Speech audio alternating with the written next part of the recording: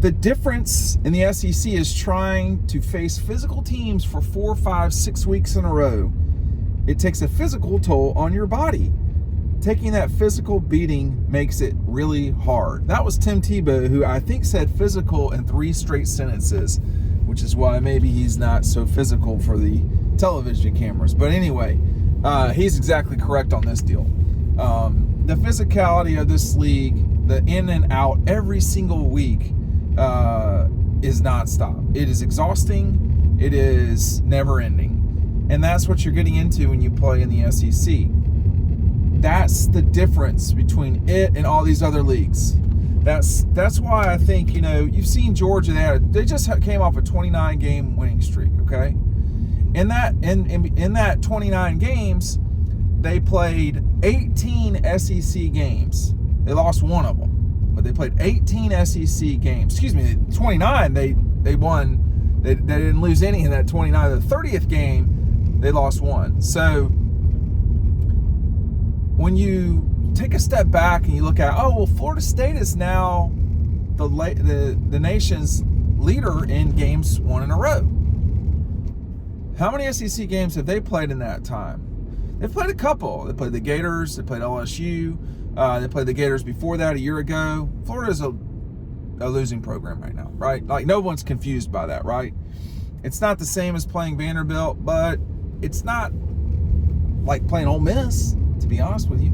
So right now we're at a point where we're going to see at the Orange Bowl. We're going to see. Doesn't matter who's there and who's not there. I mean, that's fine. That'll be something people talk about. But this is a league where you'd better be ready to play at all times. At all times. Because you will lose if you don't. And, Alabama and Georgia have beaten the other more than anyone else has beaten them, if I'm not mistaken, lately. So the combined losses between those two, versus the other. I mean, Alabama's lost to LSU in the league. I'm talking about LSU. I don't even know who else. They had 2 or 3 losses last year. And Auburn always seems to push them to the brink. But those two are the most equipped in the league. They won the national championship the last 3 years. We've seen those 2 schools combine to do that. But if you're not ready to play, you'll lose. Ole Miss, good example, right? They had to escape, is the way I would call it, against Mississippi State. Mississippi State's not good. They just fired their coach and all that stuff. So we're going to see in the Orange Bowl, are you really, are we talking about the same level of football? I don't think we are. Now, the caveat to that, however, is that Florida State's not a typical ACC team, right? I would be very curious to see the Noles, as it stands right now, play the 8 games in the SEC. Would they be 7-1? Would they be 6-2? Would there be shame in that? Would they beat Missouri? I don't think they would beat Missouri, to be honest with you. I think they'd beat Ole Miss. I don't think they match up great with Missouri.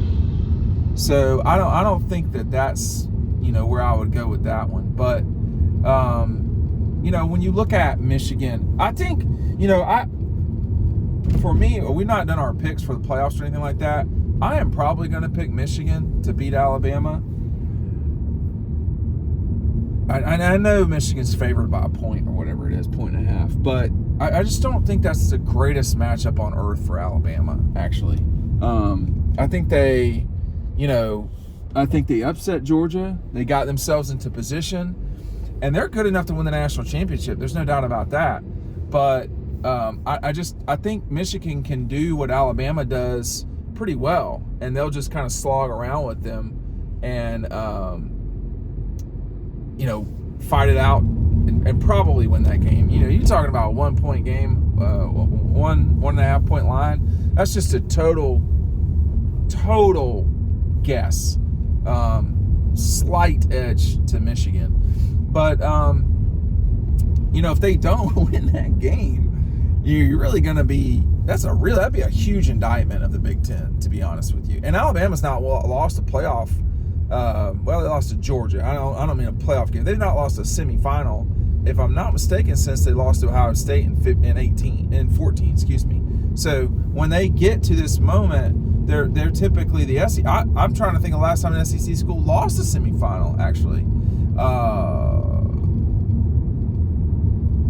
it probably was Alabama in 14, the first year of the playoffs. So all of these things kind of boil over. It gets to the point where people get, oh, I'm so tired of hearing about the SEC. Well, I mean, then don't listen or don't watch. I don't know, but if you're going to talk about college football, if you're going to do that, it's kind of, I guess it'd be like getting annoyed listening about the Patriots, 17 of the last 20 years. So I don't care if you're annoyed with it or bothered by it. It's just what it is. It's the best league. It's out there. And look, I know you're running out of time for Christmas.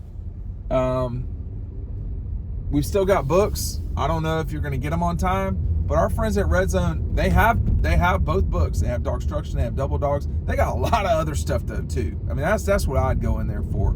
If you want the books, yeah, that's great. But all of the gear that they've got in there, they're going to get you ready for the Orange Bowl and beyond. We're going to turn the page real quick at Dawg Posted 24. I mean, the Carson Beck coming back, looking like a lot of guys are coming back. We got signing day tomorrow. We'll deal with Kirby tomorrow. 24 will be right around the corner. The 2024 season will be right around the corner. It will be odd not playing South Carolina. It will. It will be, what's another way to put it? It will be, it will be odd not playing Vanderbilt, to be honest with you. But we're in a different time and a different space. The SEC has just gotten more difficult with the addition of Texas and Oklahoma. Georgia's schedule next year, very difficult. I mean, I think Texas is better than Missouri, but at least you're not having to travel to Missouri. Now you go to Austin, better trip. But the league has changed, and it consistently changes over time. In the last 30 years, it's changed a lot. The addition of Carolina, the addition of Arkansas, in Missouri, unfortunately, and Texas A&M, and now we're just going to square the circle with the addition of Texas and Oklahoma. So it's going to be a different time. It's going to be a different thing. It will be challenging, and this is one thing Tim was talking about. It will be challenging for Texas to come in and do this week in and week out. It just will be. I know it will, because it's hard for Georgia, and Georgia's been doing it for their entire existence. They've been dealing with this league. Make no mistake though, the league changed when it went to divisions. It became a better league. It became a better league at that moment, and then of course 10 years later it really exploded onto the scene of winning national championships left and right from 2003 on. So I think, I don't know how the league will, what it will be like in the future. And Texas's run this year is great, and they're going to get a lot of credit for beating Alabama. They're not the only team that beats Alabama or has beaten Alabama, but they really are entering into a new situation now. Sarkisian has gotten them much better position and playing better and all that stuff. But with that said, Texas, they have had a rough decade, and even with Sark there, it's not been all great. So I think they're going to have a challenging time getting used to things. Their schedule is brutal. I mean, I don't know who snuck the Michigan game in there for them, but they probably should win that game. Probably. I'll have to look at it a little bit closer over time. But they both, honestly, that should be the national championship game, a rematch of the national championship game. If it plays out the way I suspect it will, I'm not betting a bunch of money on this by any stretch. But those two will probably play for the national championship. That would be my guess. But we're just going to have to see. But the physicality, argument, we got to come up with a better word. You have to use the word physicality, 5 times in a row. Now, I understand these guys are broadcasters. I understand this is not really what they do. They kind of do it. But there's other ways to talk about the brute strength and just savage nature of playing in this league all the time, particularly for people like Tim who played in the league and know firsthand what it's like.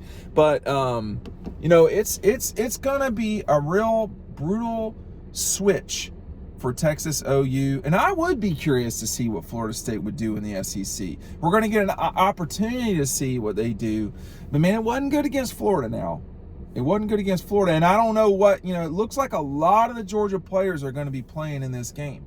That number could go from 14 up to like 16. It's possible too. The addition of Carson Beck. We're going to see how this all works out. We're going to see what happens with the Florida State kids too. Are they going to play or not? Anyway, hey, thanks for watching. We'll see you on the next video.